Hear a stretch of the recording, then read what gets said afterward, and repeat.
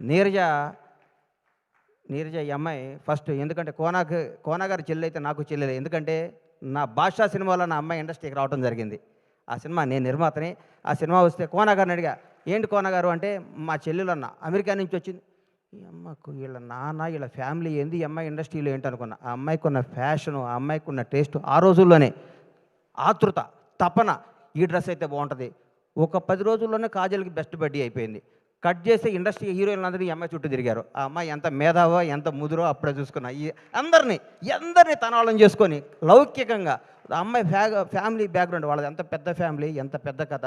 ఆ అమ్మాయి గోల్డ్ స్పూన్లో పుట్టి కూడా తన అందరిలో డౌన్ టు ఎర్త్ ఉండి అందరినీ ఆలోచించుకుంటూ అందరినీ కలుస్తూ ఆప్యాయంగా ముందుకెళ్ళిపోతూ ఒక డైరెక్టర్ అవ్వటం అంటే మాటలు కాదు ఈ రోజుల్లో. హ్యాట్స్ ఆఫ్ నీరు. నిజంగా నిజంగా రియల్ నిన్ను చూస్తే చాలా గర్వపడ్డా. నేను నిజంగా చాలా గర్వపడ్డా.